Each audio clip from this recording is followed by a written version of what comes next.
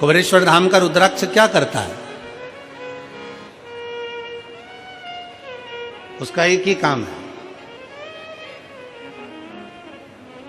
पानी को अमृत बनाने का प्रयास करता है।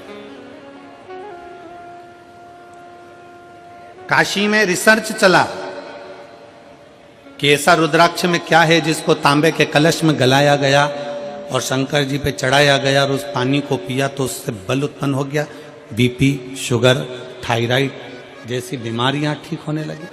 क्या है ऐसा?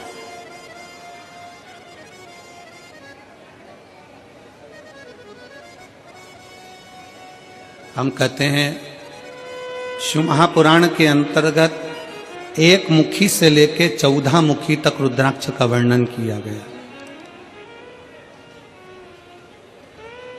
शिव महापुराण में एक मुखी से लेकर 14 मुखी तक रुद्राक्ष का वर्णन किया गया। और एक भी रुद्राक्ष, कोई कहता है कि एक मुखी रुद्राक्ष ज्यादा प्रबल होता है, कोई कहता है 2 मुखी प्रबल होता है, कोई कहता है 3 मुखी प्रबल होता है, कोई कहता है 5 मुखी प्रबल होता है।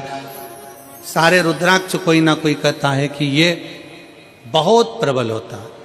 फिर किसी ने कहा गुरुजी एक मुखी रुद्राक्ष कहीं मिलता है क्या? हमने कहा आज के जमाने में एक मुखी आदमी नहीं मिलता तो रुद्राक्ष की बात करते हो।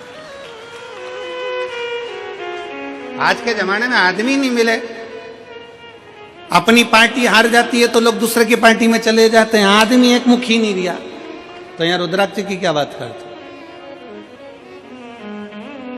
इधर दालनी गली तो उधर पहुंच गए, उधर दालनी गली तो उधर पहुंच गए, उधर दालनी गली तो उधर पहुंच गए, दिन भर डोलते रहते हैं, दिन भर।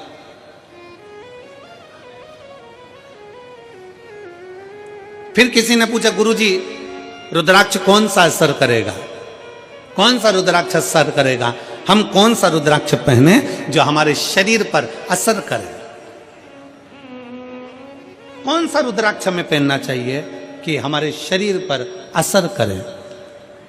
हम निवेदन करेंगे रुद्राक्ष पहनो मत पहनो, पर मीठी वाणी का रुद्राक्ष अपनी जिह्वा पर रख लो, वो इतना असर करेगा कि सबको अपना बना ले, सबको अपना। वाणी ऐसी बोलिए जो मन का, जम के बोलो जरा, वाणी ऐसी बोलिए जो मन का आपा खोए।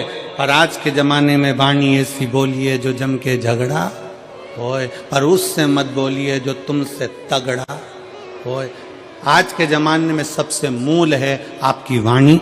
वाणी की श्रेष्ठता हो तो समझ लो कि पूरी दुनिया तुम्हारी है, और वाणी की श्रेष्ठता नहीं तो दुनिया तुम्हारी अपने भी है।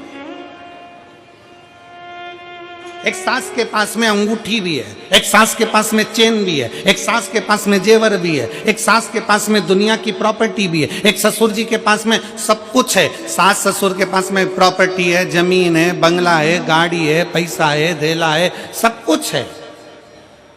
और मान लो उसकी वाणी अच्छी नहीं हो तो घर में 4 बेटे, 5 बेटे, 3 बहुएं, 4 बहुएं, 5 बहुएं, कोई उसका होगा? जम के बोलो जरा, नहीं।